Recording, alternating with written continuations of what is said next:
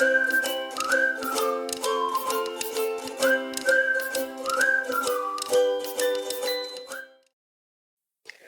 प्यारे बच्चों, एक बार फिर से आप सभी का स्वागत है गुरुकुल परिचय यूट्यूब चैनल पे। सो बच्चों, ये हमारी सेकंड क्लास है, chapter number 6 heat and heat transfer की।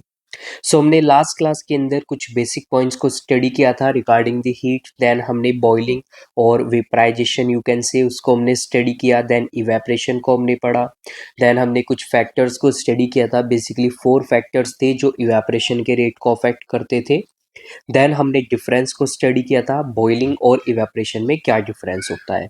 आफ्टर दैट हमने कुछ क्वेश्चंस को, एमसीक्यूज को स्टडी किया था जो आपके टेस्ट और अंडरस्टैंडिंग में गिवन थे। सो चलिए अब हम मूव करते हैं नेक्स्ट टॉपिक पे। सो नेक्स्ट टॉपिक हमारा आता है यहाँ पे thermal expansion of matter. So matter में कैसे एक्सपेंशन होता है। देखिए, एक्सपेंशन का मीनिंग होता है इंक्रीज इन साइज। सो जब हम हीट करते हैं किसी भी मैटर को, अब मैटर आपको पता है मैटर की 3 स्टेट्स होती है, सॉलिड, लिक्विड और गैस। तो ये सभी क्या करती हैं, एक्सपेंड करती है जब हम इनको क्या करते हैं, हीट करते हैं। तो एक्सपेंड करने का मतलब है कि इनके साइज में क्या हो जाता है, इंक्रीज हो जाता है। सो अब ऐसा क्यों होता है, तो चलिए अब हम उसको यहाँ पे स्टडी करते हैं। तो अब देखिए, आप सभी को मालूम है कि जो मैटर होता है, मैटर स्मॉल टिनी पार्टिकल से मिलके बना होता है जिनको हम क्या बोलते हैं, एटम्स बोलते हैं। तो बेसिकली जो ये एटम्स होते हैं ना, themselves do not expand but the volume they take up does. तो इसका मतलब क्या हुआ कि जब हम किसी मैटर को हीट करेंगे तो जो उसके अंदर वो पार्टिकल्स हैं, यानी कि जो एटम्स हैं, वो एक्सपेंड नहीं करेंगे, मतलब कि उनका साइज नहीं बढ़ेगा, बल्कि क्या होगा, वहाँ पे वॉल्यूम बढ़ जाएगी। यानी कि जितना वो स्पेस ऑक्यूपाई कर रहे हैं ना हीट करने के बाद, वो ज़्यादा स्पेस को क्या करेंगे, ऑक्यूपाई करेंगे। अब देखिए, आप सभी को मालूम है कि जो पार्टिकल्स होते हैं मैटर के, उनके बीच में एक इंटर पार्टिकल स्पेस होता है। सो जैसे जैसे हम हीट करते जाएंगे तो वो जो इंटर पार्टिकल स्पेस है ना, वो इंक्रीज करता चला जाएगा, और जो मैटर होगा हमारा पर्टिकुलर, उसका उसकी जो वॉल्यूम है वो इंक्रीज हो जाएगी, और हम क्या बोलेंगे कि वहाँ पे क्या हो गया, एक्सपेंशन हो गया है। नाउ चलिए अब हम बात करते हैं यहाँ पे। So when a solid is heated, its atoms vibrate faster about their fixed points. As a result, the distance between the molecules increases and the substance expands. तो जब कभी भी हम किसी सॉलिड को हीट करते हैं तो जो उसके एटम्स होते हैं ना, वो और तेजी से वाइब्रेट होना शुरू हो जाते हैं अपनी फिक्स्ड पॉइंट के ऊपर। क्योंकि आपको मालूम है कि जो सॉलिड्स हैं, सॉलिड्स में जो एटम्स होते हैं ना, बहुत ही टाइटली क्लोजली क्या होते हैं, एक दूसरे से पैक्ड होते हैं। तो वो सिर्फ अपने फिक्स्ड पॉइंट पे ही वाइब्रेट कर सकते हैं, लेकिन जब हम उनको हीट करेंगे तो क्या होगा, वो और तेजी से वाइब्रेट करना शुरू कर देंगे, और जिससे क्या होगा, उन पार्टिकल्स के बीच में जो डिस्टेंस होगा, इंटर पार्टिकल डिस्टेंस होता है ना, वो बढ़ जाएगा, जिससे उस मॉलिक्यूल का, उस मैटर का क्या होगा, साइज इंक्रीज हो जाएगा, और हम बोलेंगे कि वो मैटर क्या कर गया, एक्सपेंड कर गया। So the relative increase in the size of solids when heated is therefore small. अब अगर हम कंपैरिजन करते हैं यहाँ पे, तो सॉलिड्स के अंदर जो ये साइज में इंक्रीज होगा ना, ये सबसे क्या होगा, सबसे कम होगा। यानी कि सॉलिड्स सबसे कम क्या करते हैं, एक्सपेंड करते हैं, अगर हम इनको कंपेयर करते हैं लिक्विड से या फिर गैसेस से। नाउ अब यहाँ पे हमें एक एग्जांपल दिया हुआ है कि जो मेटल रेलवे ट्रैक्स होते हैं, have small gaps so that when the sun heats them the tracks expand into these gaps and don't buckle. तो आपने देखा होगा, जो रेलवे लाइंस होती हैं, रेलवे ट्रैक्स होते हैं, तो जहाँ पे दो रेलवे लाइंस या दो ट्रैक्स आपस में ज्वाइंट होते हैं, तो उनके बीच में एक स्मॉल गैप प्रेजेंट होता है। तो गैप किस लिए वहाँ पे छोड़ा जाता है, ताकि जब सन की हीट से वो आयरन, क्योंकि रेलवे ट्रैक्स मेटल के बने होंगे, तो जब वो रेलवे ट्रैक्स एक्सपेंड करे तो उनको एक स्पेस मिल जाए उस एक्सपेंशन के लिए। अदरवाइज अगर हम वहाँ पे कोई स्पेस नहीं छोड़ेंगे तो क्या होगा, वो एक्सपेंड होके जो रेलवे लाइन है ना, वो डिसलोकेट हो जाएगी, जिसकी वजह से वहाँ पे कोई भी एक्सीडेंट हो सकता है। तो इसीलिए उन दोनों रेलवे ट्रैक्स या रेलवे लाइंस के बीच में जहाँ पे जॉइंट होता है, वहाँ पे एक छोटा सा एक गैप छोड़ा जाता है। सो आई होप आपको ये समझ में आ गया है एग्जाम्पल। अब हम आगे मूव करते हैं। सो नेक्स्ट हमारा आता है यहाँ पे liquids. So liquids expand for the same reason, but because the bonds between them separate molecules are usually less tight, they expand more than the solids। अब देखिए लिक्विड्स भी बिल्कुल सॉलिड्स की तरह एक्सपेंड करेंगे, बट डिफरेंस यहाँ पे क्या रहेगा, डिफरेंस ये रहेगा कि लिक्विड्स जो है ना वो ज़्यादा एक्सपेंड करते हैं सॉलिड से। क्यों? क्योंकि जो इंटरमोलिकुलर फोर्स ऑफ अट्रैक्शन होती है लिक्विड के पार्टिकल्स के बीच में, वो क्या होती है, वो लेस स्ट्रोंग होती है एज कंपेयर टू सॉलिड्स। तो इसी वजह से यहाँ पे पार्टिकल्स ज़्यादा क्या करेंगे, वो ज़्यादा एक्सपेंड करेंगे, यानी कि उनकी वॉल्यूम ज़्यादा इंक्रीज करेगी। सो यही क्या होता है, यही रीज़न होता है, this is the reason principle behind liquid in glass thermometers. An increase in temperature results in the expansion of the liquid and it rises up in the glass tube। तो यही होता है जो हमारा थर्मामीटर होता है। तो थर्मामीटर आप सभी को मालूम है, ये एक डिवाइस होता है जिससे हम टेम्परेचर को मेजर करते हैं। तो थर्मामीटर के अंदर आपको मालूम है इसके अंदर एक लिक्विड फील्ड होता है जिसको हम बोलते हैं मरकरी। तो बेसिकली मरकरी एक मेटल है बट वो लिक्विड स्टेट में होता है। तो जब कभी भी थर्मामीटर को किसी हॉट ऑब्जेक्ट या हॉट बॉडी के कांटेक्ट में लेके आते हैं तो जो मरकरी है उसका टेम्परेचर इंक्रीज होता है और फिर मरकरी क्या कर जाता है, एक्सपेंड कर जाता है। इसी वजह से हमें मरकरी का लेवल क्या हो जाता है, हमारा थर्मामीटर में वो राइज करता है और हमें टेम्परेचर की क्या मिलती है, एक रीडिंग मिल जाती है। तो यही प्रिंसिपल वहाँ पे यूज किया गया है जिस वजह से हमने थर्मामीटर के अंदर मरकरी मेटल को यूज किया है। सो आई होप आपको अच्छे से समझ में आ गया है एक पॉइंट कंसेप्ट। अब चलिए अब हम बात करते हैं थर्ड स्टेट की जो आती है हमारी गैसेस। सो अब आप सभी को मालूम है कि जो गैसेस हैं, जो मॉलिक्यूल्स हैं within gases are further apart and weakly attracted to each other. तो जो इंटरमोलिकुलर फोर्स ऑफ अट्रैक्शन होती है सबसे वीक होती है किसके अंदर, गैसेस के अंदर। और जो इंटर पार्टिकल या इंटरमोलिकुलर स्पेस होता है वो सबसे ज़्यादा होता है। इसी वजह से क्या होता है कि जो पार्टिकल्स के बीच में जो अट्रैक्शन होती है ना वो बहुत ही क्या होती है, बहुत ही वीक हो जाती है, बहुत कमजोर हो जाती है। सो इसी वजह से क्या होता है, heat causes the molecules to move faster, heat energy is converted to kinetic energy. अब आप सभी को मालूम है कि जो एनर्जी है, energy neither be created nor be destroyed but it can be converted from one और it can be transformed from one form to another form. तो जब कभी भी हम किसी गैस को हीट एनर्जी देते हैं तो वो हीट एनर्जी किस में कन्वर्ट हो जाती है, काइनेटिक एनर्जी में कन्वर्ट हो जाती है। और जो पार्टिकल्स होते हैं गैसेस के वो बहुत तेजी से क्या करना शुरू कर देते हैं, मूव करना, मोशन करना शुरू कर देते हैं। जिससे क्या होता है, जिससे उनकी जो वॉल्यूम है ना गैस की वो इंक्रीज कर जाती है more than the volume of a solid और अ लिक्विड। सॉलिड और लिक्विड के कंपैरिजन में सबसे ज़्यादा वॉल्यूम में किस में इंक्रीज होता है, वो होती है हमारी गैसेस। इसी वजह से क्या होता है, जो गैसेस है ना best employed in hot air balloons. तो आपने देखा होगा जो हॉट एयर बैलून्स होते हैं जो, तो उनमें गैसेस को फिल किया जाता है, हीट किया जाता है उनको, जिससे कि वो बैलून्स क्या करते हैं, फिर वो हवा में ऊपर उड़ने लगते हैं। When air is heated, it expands and density decreases as a result balloon rises। तो जो एयर उनमें फिल की जाती है जब उसको हम हीट करते हैं तो क्या होता है, वो एक्सपेंड करती है, उसकी डेंसिटी डिक्रीज हो जाती है और बैलून हवा में ऊपर क्या कर जाता है, एटमॉस्फेयर में राइज कर जाता है।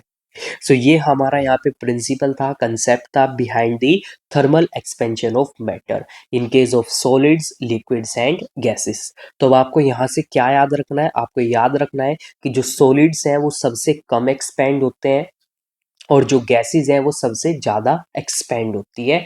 कब, जब हम उनको हीट करते हैं। सो चलिए अब हम आगे मूव करते हैं। सो अब यहाँ पे आगे आपको एक पॉइंट दिया हुआ है एक बॉक्स के अंदर, डू यू नो। सो चलिए देखते हैं यहाँ पे हमें क्या गिवन है। So a bimetallic strip is made of two separate strips of metal struck together. तो देखिए बाईमेटेलिक स्ट्रिप का मतलब क्या हुआ कि दो मेटल से मिलके बनाई गई है। इसको मतलब कि दो स्ट्रिप्स हैं, दो पत्तियां हैं हमारी मेटल की अलग अलग, और उनको एक साथ हमने क्या कर दिया, ज्वाइन कर दिया। अब जो ये दो स्ट्रिप्स होगी ना, expand to a different extent when heated. यानी कि अब हम यहाँ पे जो ये दो अलग अलग मेटल्स लेंगे ना, उनका जो एक्सपेंशन का रेट है ना वो अलग अलग होना चाहिए। यानी कि एक कम एक्सपेंड करेगा और एक क्या करेगा, ज़्यादा एक्सपेंड करेगा। So when the strip is heated one strip will be longer than the other. तो अब क्या होगा, जब हम इन स्ट्रिप्स को हीट करेंगे तो जो ज़्यादा जल्दी से एक्सपेंड हो जाएगी तो उसका साइज ज़्यादा बढ़ जाएगा, और जो कम रेट से एक्सपेंड करेगी उसका साइज छोटा रह जाएगा। Therefore the by metallic strip will bend, जिससे क्या होगा, जो बाई मेटेलिक की स्ट्रिप थी ना वो क्या हो जाएगी हमारी, वो बेंड हो जाएगी, वो मुड़ जाएगी वहां पे। This made this strip very interesting and is used in many equipments where a temporary connection is required like the alarms or bells। तो जो हमारी ऑटोमेटिक बेल्स होती है या जैसे कि हमारे फायर अलार्म्स होते हैं, ऑटोमेटिक फायर अलार्म्स होते हैं, तो उनके अंदर इस बाई मेटेलिक स्ट्रिप को क्या किया जाता है, उसको यूज किया जाता है। सो अब जैसा आप यहाँ पे नीचे देख सकते हैं, तो यहाँ पे हमने फर्स्ट यहाँ पे लिया हमने, सो ऊपर हमने जो स्ट्रिप ली है वो कौन सी है हमारी, वो हमारी स्टील की है, और नीचे हमारी कौन सी है, कॉपर की है। अब जो कॉपर होगा ना हमारा, वो कम टेम्परेचर पे ही क्या हो जाता है, वो एक्सपेंड कर जाता है, या आप बोल सकते हैं कि कॉपर ज़्यादा एक्सपेंड करता है किसके कंपैरिजन में, स्टील के कंपैरिजन में। तो जैसे हम इन दोनों को हीट करेंगे तो कॉपर ज़्यादा तेजी से क्या करेगा, एक्सपेंड करेगा, और जिससे आप देख सकते हैं कि ये जो मेटल स्ट्रिप है हमारी, ये क्या कर गई यहाँ पे, ये बेंड कर गई है। तो इसी कंसेप्ट को, इसी प्रिंसिपल की वजह से क्या किया जाता है, इस बाई मेटेलिक स्ट्रिप को हम बहुत सारे इंस्ट्रूमेंट्स में, डिवाइसेस में यूज करते हैं। जैसे मैंने कुछ एग्जांपल्स आपको भी बताए, जैसे सबसे बेस्ट एग्जांपल यहाँ पे आता है automatic fire alarm. So I hope बच्चों आपको ये समझ में आ गया है बाई मेटेलिक स्ट्रिप क्या होती है।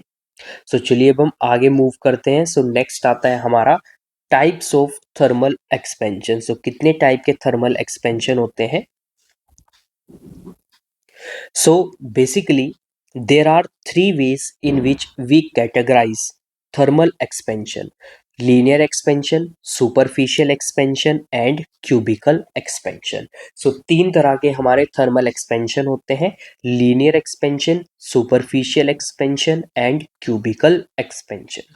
So चलिए इनको हम वन बाय वन स्टडी करते हैं यहाँ पे। तो सबसे फर्स्ट आता है हमारा लीनियर एक्सपेंशन। तो चलिए लीनियर एक्सपेंशन की बात करते हैं हम यहाँ पे।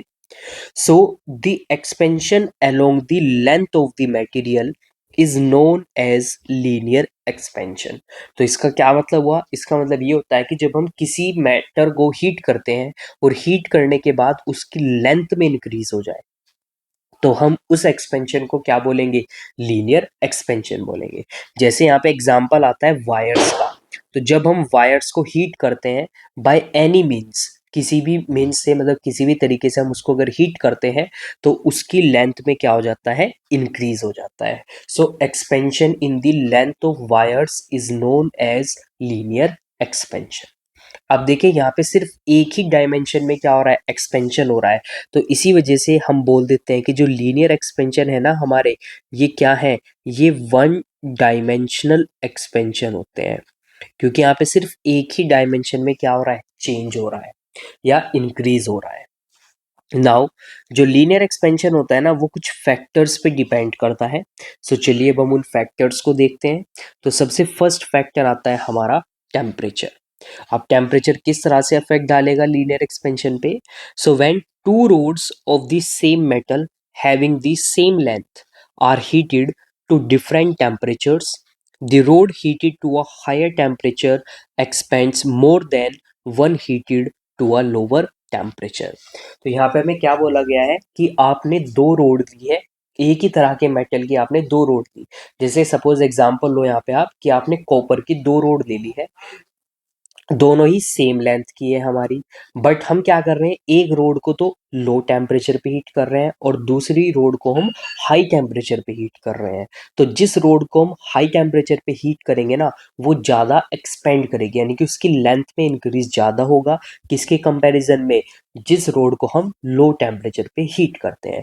दैट मीन्स हम क्या बोल सकते हैं कि जो टेम्परेचर है हमारा, या लीनियर एक्सपेंशन हम बोल सकते हैं, जो लीनियर एक्सपेंशन है हमारा वो डायरेक्टली प्रोपोर्शनल है किसके, टेम्परेचर के।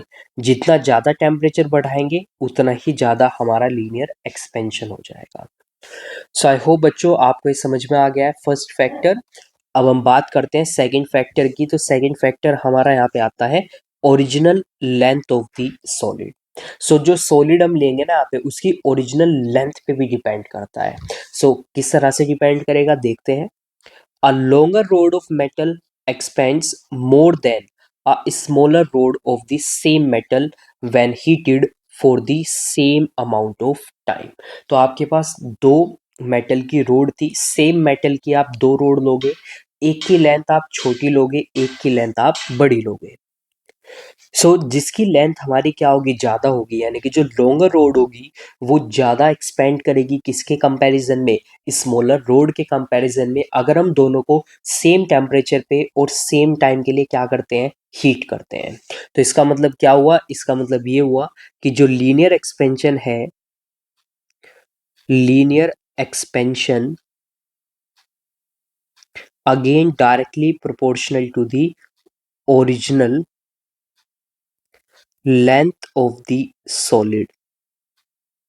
जितनी ज्यादा लेंथ होगी सॉलिड की उतना ही ज्यादा क्या हो जाएगा, लीनियर एक्सपेंशन हो जाएगा। आई होप बच्चों आपको ये सेकंड फैक्टर भी अच्छे से समझ में आ गया है। चलिए अब हम मूव करते हैं थर्ड फैक्टर पे, nature of the material.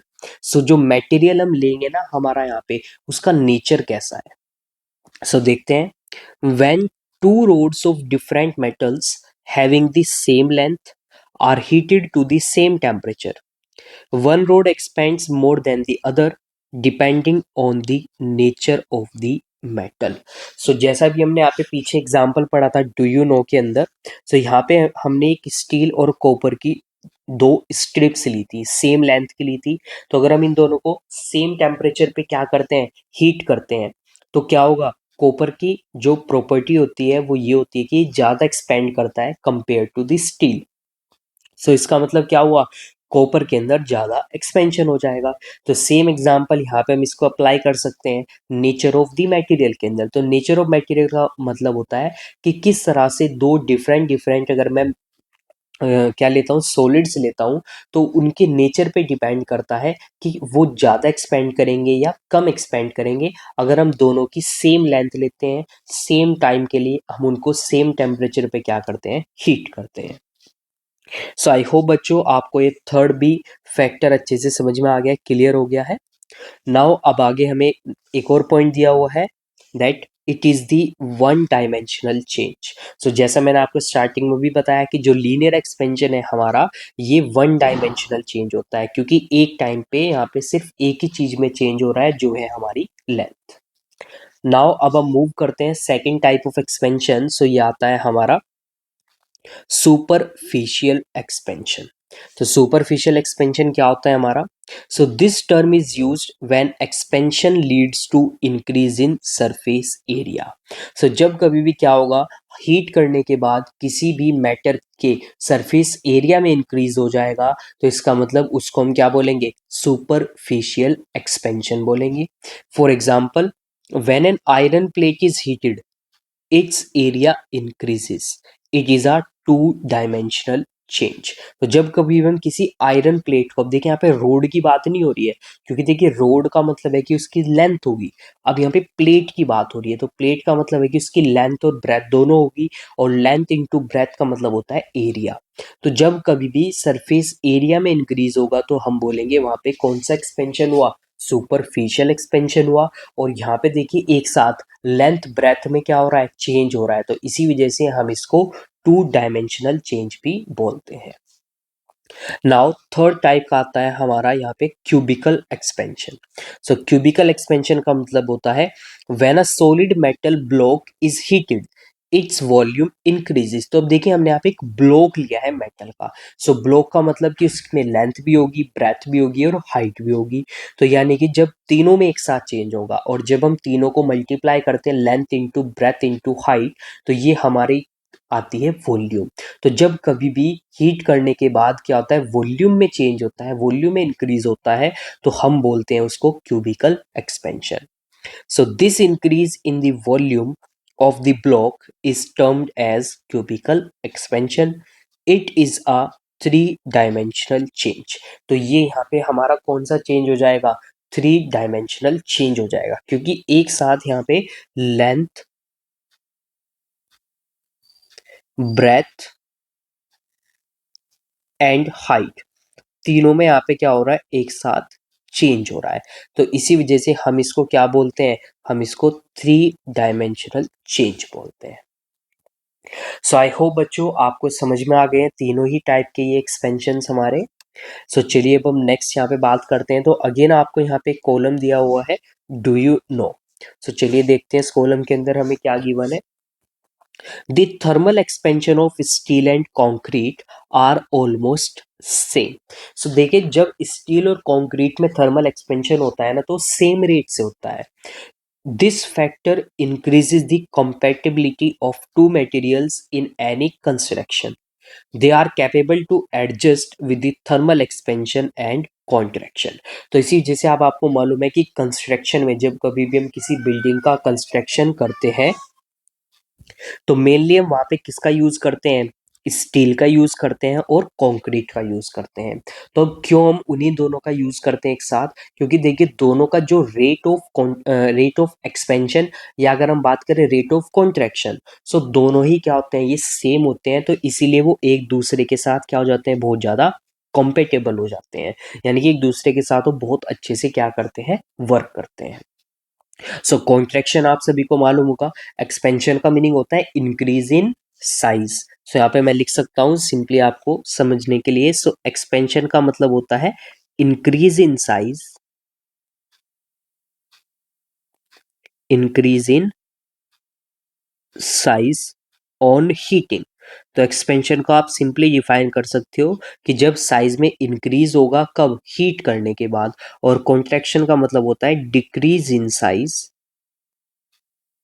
Decrease in size on cooling.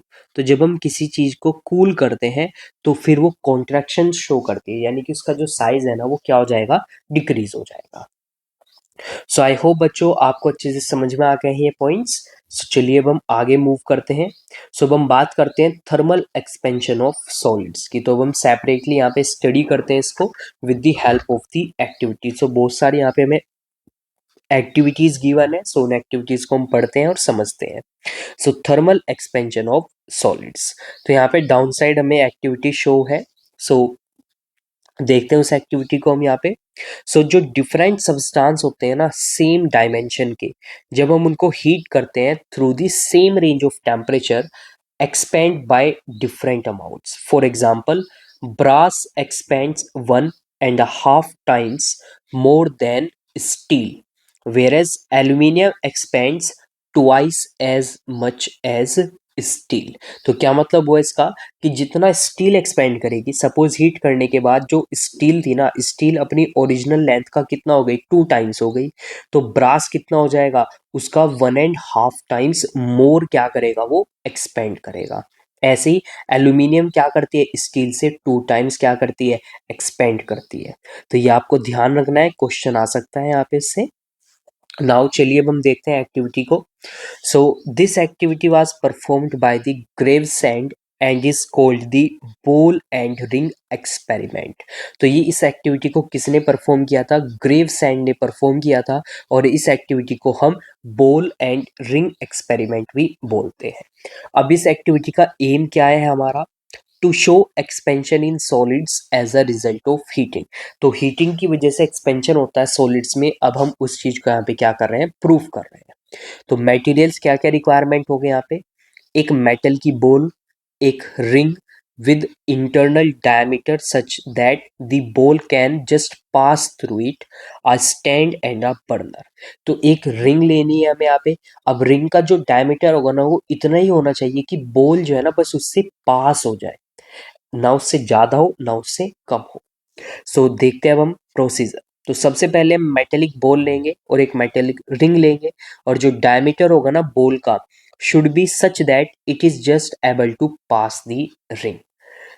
Now अब जैसा आप देख सकते हैं, बिफोर हीटिंग, हीट करने से पहले, तो आप देख रहे हैं यहाँ पे कि जो ये बॉल है ना ये इजिली क्या कर रही है, इजिली इस रिंग के थ्रू पास हो रही है। क्यों, क्योंकि बॉल अभी कैसी है, कोल्ड है, वो ठंडी है अभी हमारी।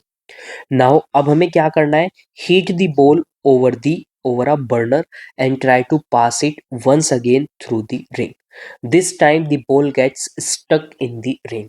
अब हमें क्या करना है, बॉल को हीट करना है। अब आपको मालूम है कि जब हम बॉल को हीट करेंगे तो बॉल किसकी बनी है, हमारी आयरन की बनी हुई है, तो ये एक्सपेंड करेगी। एक्सपेंड करने का मतलब है कि इसका साइज इंक्रीज हो जाएगा।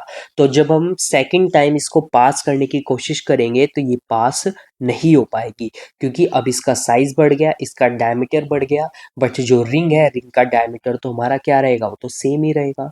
तो यहाँ से इस एक्टिविटी से हम शो क्या कर सकते हैं, so after eating the ball does not pass through the ring. तो हमने यहाँ पे हमारा क्या कंक्लूजन आया, this shows that the size or diameter of the ball, metal ball, has increased on heating। तो जब हमने उस मेटल बॉल को क्या किया, उसको हीट किया, तो उसका साइज या उसका जो डायमीटर है वो क्या कर गया, वो वहाँ पे इंक्रीज कर गया।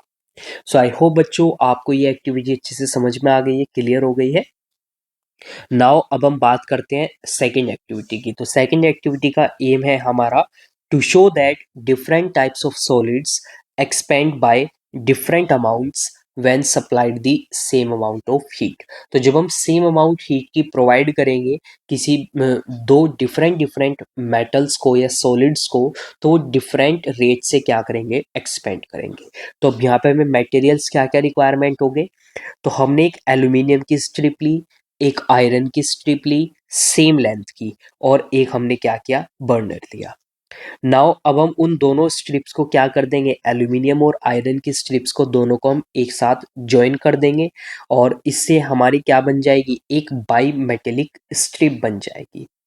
अब हम इस बाई मेटेलिक स्ट्रिप को हीट करेंगे over the flame of a burner. Then हम ऑब्जर्व करेंगे क्या होता है यहाँ पे। सो ऑब्जर्वेशन हमें क्या मिलेगी, जो स्ट्रिप है ना वो बेंड कर जाएगी such that the aluminium on the outer side of the curve indicating that the aluminium expends more then iron on heating. तो जो एल्यूमिनियम है हमारा वो क्या होगा, वो ज़्यादा हीट करेगा किसके कंपैरिजन में, आयरन के कंपैरिजन में। सो अब यहाँ से हमें क्या कंक्लूजन मिला हमें, this shows that different types of solids expand by different amounts when supplied the same amount of heat। तो कंक्लूजन हमें ये मिलता है कि अगर हम डिफरेंट सॉलिड्स को क्या करेंगे, सेम अमाउंट की हीट से हीट करेंगे, तो क्या होगा, वो डिफरेंटली क्या करेंगे, यहाँ पे एक्सपेंड करेंगे, क्योंकि उनका नेचर ऐसा है। सो यहाँ से हमें क्या पता चला कि जो एल्यूमिनियम है वो ज़्यादा एक्सपेंड करता है किससे, आयरन से। सो आई होप बच्चों आपको ये एक्टिविटी भी अच्छे से क्लियर हो गई है, समझ में आ गई है। नाउ चलिए अब हम बात करते हैं यहाँ पे कुछ day to day life activities की, जहाँ पे हम थर्मल एक्सपेंशन को ऑब्जर्व करते हैं। तो there are some applications of thermal expansion in day to day life. उनमें से कुछ हमें यहाँ पे इंपॉर्टेंट गिवन है, सो चलिए अब हम उनका यहाँ पे पढ़ते हैं। तो सबसे फर्स्ट हमारे पास यहाँ पे आता है, all of us have seen the wooden wheels of bullock carts and horse carts, जिनको हम टोंगास बोलते हैं, हैविंग थिन आयरन रिम्स और thin iron tyres around them. तो आप सभी ने देखा होगा जो बुलोक कार्ट्स होते हैं, सो जो उनमें व्हील्स होते हैं ना, वुडन व्हील्स होते हैं, और इन वुडन व्हील्स के अराउंड क्या फिट होता है, आयरन रिम फिट होता है। So the iron rims are fitted around wooden wheels by the process of expansion on heating, followed by contraction on cooling। So हमें उन आयरन रिम्स को उन वुडन व्हील्स के ऊपर फिक्स करने के लिए सबसे पहले तो उनको क्या करना पड़ता है, हीट करना पड़ता है। अब हीट करने से क्या होगा, हीट करने से वो एक्सपेंड करेंगे, उनका साइज क्या हो जाएगा, इंक्रीज कर जाएगा। सो चलिए देखते हैं हम। So the iron rim is made slightly smaller than the wooden wheel around which it is to be fitted। So जो हमारा आयरन रिम होता है ना, हम उसको थोड़ा साइज में छोटा बनाते हैं किसके कंपैरिजन में, जो हमारा व्हील होता है, यानी कि जो व्हील का डायमीटर होगा थोड़ा सा बड़ा होगा किससे, आयरन रिम से। अब हम आयरन रिम को हीट करेंगे uniformly by making a fire due to which it expands and becomes somewhat Being bigger in size, the hot iron rim is easily put around the wooden wheel. तो जैसे ही हम इस iron rim को heat करेंगे तो ये expand करेगा, इसका साइज क्या हो जाएगा, इंक्रीज कर जाएगा। अब ये क्या हो गया है, साइज में थोड़ा बड़ा हो गया वुडन व्हील से। तो अब हम इजिली इसको क्या कर सकते हैं, इसको हम व्हील के ऊपर आराम से क्या कर सकते हैं, इजिली इसको पुट कर सकते हैं। अब इसको हम फिक्स करने के बाद अब हम क्या करेंगे, अब इसके ऊपर हम क्या पोर करेंगे, कोल्ड वाटर को पोर करेंगे आयरन रिम के ऊपर। तो ये कोल्ड वाटर क्या कर देगा, उस आयरन रिम को कूल कर देगा, उसको ठंडा कर देगा। On cooling the hot iron rim contracts. अब कॉन्ट्रैक्ट करने का मतलब कि वो स्लाइटली स्मॉलर हो जाएगा साइज में, और जब वो स्मॉलर होगा साइज में, अब वो किसके चारों तरफ फिटेड है, अब ये क्या कर लेगा, ये उस वुडन व्हील के साथ में टाइटली फिक्स हो जाएगा या उसको टाइटली फिट कर लेगा। इस तरह से हम क्या करते हैं, इस तरह से हम आयरन रिम को फिक्स करते हैं ओवर दी और around the wooden wheel. Now अब हम सेकंड पॉइंट की बात करते हैं यहाँ पे। सेकंड पॉइंट में हम यहाँ पे गिवन है the gap in railway tracks. जैसा मैंने अभी आपको पीछे भी बताया कि जो रेलवे ट्रैक्स होते हैं उनमें क्या होता है ना, जो इंजीनियर्स होते हैं वो एक स्मॉल गैप को लीव करते हैं between two rails to compensate for the expansion of the rails during the hot day and contraction during the cold nights। तो दो रेलवे जॉइंट्स को उनके बीच में क्या किया जाता है ना, एक स्मॉल गैप को छोड़ा जाता है। तो जैसा आप देख सकते हैं फिगर 6.8 के अंदर, ये यहाँ पे क्या है, ये वो स्मॉल गैप है जिसको यहाँ पे छोड़ा गया है, किसके लिए, expansion of rails in hot weather. Next जो यहाँ पे ये बोल्ट्स होते हैं, तो जैसा आप यहाँ पे देख सकते हैं, तो इन बोल्ट्स भी जहाँ पे बोल्ट्स टाइट हुए हैं ना, तो यहाँ पे जो ये प्लेट है, इस प्लेट में भी क्या होते हैं ना, होल्स प्रेजेंट होते हैं, ताकि जब एक्सपेंशन हो तो यहाँ पे भी ये इजीली एक्सपेंड कर सके, जिससे कि जो बोल्ट है ना उस पर कोई इफेक्ट ना पड़े यहाँ पे। अदरवाइज क्या होगा, अगर इस गैप को नहीं छोड़ा जाएगा तो क्या होगा, बोल्ट्स जो है वो लूज हो जाएंगे और वहाँ पे कोई भी एक्सीडेंट हो सकता है। आई होप बच्चों आपको अच्छे से समझ में आ गया है, ये क्लियर हो गया है। नाउ नेक्स्ट पॉइंट की हम बात करते हैं। Rollers in the construction of iron bridges. जो हमारे आयरन के ब्रिज होते हैं, तो उन आयरन के ब्रिज में क्या होता है, जो एक एंड होता है वो तो फिक्स्ड होता है, और जो दूसरा एंड होता है ना उसको रोलर्स के ऊपर रखा जाता है। Rollers supports are commonly located at one end of long bridges। अब ऐसा क्यों किया जाता है, because this allows the bridge structure to expand and contract with temperature changes। जैसे जैसे टेम्परेचर में चेंज होगा तो कॉन्ट्रैक्शन या एक्सपेंशन हो सकता है, वहाँ पे हॉट वेदर में एक्सपेंशन होगा और कोल्ड वेदर में वहाँ पे कॉन्ट्रैक्शन होगा। तो जिससे क्या होगा, इजीली जो है ना वहाँ पे जो ब्रिज है वो इजीली एक्सपेंशन और कॉन्ट्रैक्शन को शो कर सके। तो इसी वजह से जो एक एंड होते हैं वहाँ पे वो तो क्या हो जाते हैं, तो बिल्कुल फिक्स रखे जाते हैं, और जो दूसरे एंड होते हैं वो किस पे होते हैं, हमारे रोलर्स पे होते हैं, क्योंकि रोलर्स रोल कर सकते हैं, वो मूव कर सकते हैं। आई होप आपको अच्छे से समझ में आ गया है। यहाँ पे फिगर में भी आपको यहाँ पे शोन है 6.9 के अंदर that one end of the iron bridge rests on rollers to allow for expansion in summers। Next point आता है हमारे पास यहाँ पे जॉइंट्स इन कॉन्क्रीट रोड्स। जो कॉन्क्रीट रोड्स होती है, आपने देखा होगा अगर आपके घर के आसपास कहीं पे अगर कंस्ट्रक्शन हो रहा है किसी कॉन्क्रीट रोड का, तो आपने देखा होगा कंस्ट्रक्शन करने के बाद वो क्या करते हैं, वो एक कटिंग मशीन से ना उसमें कट्स लगाते हैं। कुछ जॉइंट्स जो है ना कंक्रीट रोड पे उनको किया जाता है, ताकि वो क्या एलो कर सके, easy movement of concrete due to thermal expansion and moisture. अब अगर ये यहाँ पे इस तरह से गैप्स नहीं छोड़े जाएंगे या गैप्स नहीं बनाए जाएंगे तो क्या होगा, रोड्स के अंदर बहुत आसानी से बहुत जल्दी क्या आ जाएंगे, क्रैक्स आ जाएंगे, और धीरे धीरे कंप्लीट जो रोड है हमारी वो क्या हो जाएगी, वो ब्रेक हो जाएगी। नाउ नेक्स्ट आता है ऑटोमेटिक फायर अलार्म। तो जैसा भी मैंने पीछे भी आपको समझाया, तो ऑटोमेटिक फायर अलार्म में क्या होता है ना, तो ऑटोमेटिक फायर अलार्म आपको मालूम होगा, तो ये एक हीट डिटेक्टर होता है जो रेस्पॉन्ड करता है हीट को to from a fire by setting off an alarm. तो बेसिकली क्या करता है, ये हीट को, अगर कहीं पे किसी बिल्डिंग में आग लग जाती है तो ये automatic fire alarm temperature increase होने की वजह से ये ऑटोमेटिकली एक्टिवेट हो जाएगा और ये वाटर स्प्रिंकलर्स को एक्टिवेट कर देगा, यानी कि पानी क्या होगा वहाँ पे स्प्रिंकलर्स के थ्रू स्प्रेड होना शुरू हो जाएगा पूरे रूम में, बिल्डिंग के अंदर। तो जिससे कि अपने आप ही ऑटोमेटिकली आग वहाँ पे क्या हो जाएगी, वो बुझ जाएगी। तो इन अलार्म्स को फिट किया जाता है बिल्डिंग्स के अंदर, ताकि अगर वहाँ पे कोई फायर एक्सीडेंट हो जाए तो इजीली ऑटोमेटिकली वहाँ पे आग को बुझा दे। तो बेसिकली इसका जो प्रिंसिपल होता है वो क्या होता है, ये बाई मेटेलिक स्ट्रिप पे क्या होता है, ये बेस्ड होता है। तो बेसिकली यहाँ पे एक पूरा सर्किट होता है इस फायर अलार्म के अंदर, जिसमें एक बेल प्रेजेंट होती है, एक बैटरी कनेक्टेड होती है और एक बाई मेटेलिक स्ट्रिप होती है। तो बेसिकली क्या होता है, अब आपको मालूम है कि जो बाई मेटेलिक स्ट्रिप है ना, वो दो मेटल से मिलके बनी होती है, जहाँ पे एक मेटल ज़्यादा एक्सपेंड करता है दूसरे के कंपैरिजन में, जिसकी वजह से क्या होगा, जब कभी भी ये एक्सपेंड करेंगे तो ये बैंड हो जाएगी। क्या हो जाएगी, बाई मेटेलिक स्ट्रिप ये बैंड हो जाएगी, मुड़ जाएगी। तो बेसिकली फायर अलार्म के अंदर ना एक सर्किट बना होता है। अब बेसिकली सर्किट होता है इनकम्प्लीट। नाउ अब आप देख सकते हैं जैसे यहाँ पे, तो यहाँ पे ये कॉन्टेक्ट नाम का एक पार्ट होता है इस फायर अलार्म में।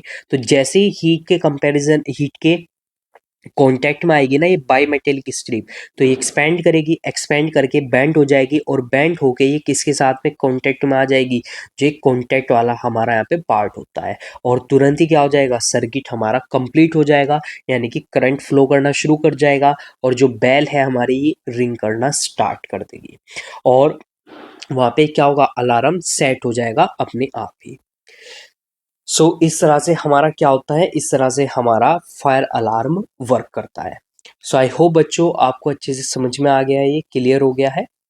नाउ अब देखिए हमारे पास यहाँ पे एक और पॉइंट गिवन है, दैट ग्लास या drinkware is made up of glass material with a certain amount of thickness. When you pour hot water into a glass which is at room temperature. तो जो inner layer होती है ना glass की, वो heat को absorb कर लेती है और फिर क्या हो जाती है, वो एक्सपेंड कर जाती है। अब आप सभी को मालूम है कि जो ग्लास होता है ना, वो एक गुड कंडक्टर नहीं होता है हीट का, यानी कि जो हीट है ना वो उसको, conduction of heat through the glass layer is slow. तो जो ग्लास की डिफरेंट डिफरेंट लेयर्स है ना वहाँ पे, तो एक लेयर ने हीट को क्या कर लिया, वहाँ पे हीट को एब्जॉर्व कर लिया। अब वो उस हीट को ना कंडक्ट नहीं कर पाएगी दूसरी लेयर्स तक, क्यों, क्योंकि वो बैड कंडक्टर होती है या वो एक गुड कंडक्टर नहीं होती है। तो हीट बहुत धीरे धीरे से वहाँ पे क्या होगी, पास होगी। हेंस जो इनर लेयर है ग्लास की is hot while the outer layer is still relatively cold। इसी वजह से जो हमारे ग्लासेस होते हैं जिनको हम यूज़ करते हैं क्या करने के लिए, कॉफ़ी को, टी को या हॉट वाटर को पोर करके उनसे हम ड्रिंक करते हैं। तो यही कंसेप्ट होता है कि जो आउटर लेयर है उनकी, यानी कि जब हम बाहर से इस ग्लास को पकड़ेंगे तो ज़्यादा गर्म नहीं होगा as compare to the inner layer. So this temperature difference will cause the inner layer of the glass to expand significantly more than the outer layer, and this difference in the amount of expansion exerts a tremendous amount of pressure on the outer layer. If the glass is unable to hold up against the large pressure, the glass will crack. अगर हम glass को क्या करेंगे, hold नहीं करेंगे large pressure के against, तो फिर वो ग्लास क्या कर जाएगा, वहाँ पे ब्रेक कर जाएगा। नाउ ऐसे आपने देखा होगा जो ओवरहेड केबल्स होते हैं, to be slack so that on cold days when they contract they won't snap और डी अटैच। तो जो हमारे वायर्स होते हैं, जिन वायर्स को हम यूज करते हैं इलेक्ट्रिसिटी के कंडक्शन में, जो पोल्स पे लगे होते हैं, उनमें भी वहाँ पे इसी प्रिंसिपल को यूज किया जाता है, thermal expansion of solids. I hope बच्चों आपको ये सभी टॉपिक्स, कंसेप्ट, पॉइंट्स अच्छे से समझ में आ गए हैं, क्लियर हो गए हैं। आज की क्लास को हम सिर्फ इतना ही रखते हैं। नेक्स्ट क्लास में हम यहाँ पे कुछ आपको क्वेश्चंस आते हैं, टेस्ट योर अंडरस्टैंडिंग, इनको हम डिस्कस करेंगे। बच्चों अगर आपको ये क्लास अच्छी लगी, सभी टॉपिक्स आपको अच्छे से समझ में आ गए हैं, देन प्लीज़ क्लास को लाइक कीजिए, शेयर कीजिए, कमेंट कीजिए और चैनल को सब्सक्राइब कीजिए। बच्चों मिलते हैं हम नेक्स्ट क्लास के अंदर। थैंक यू बच्चों फॉर ज्वाइनिंग दिस क्लास।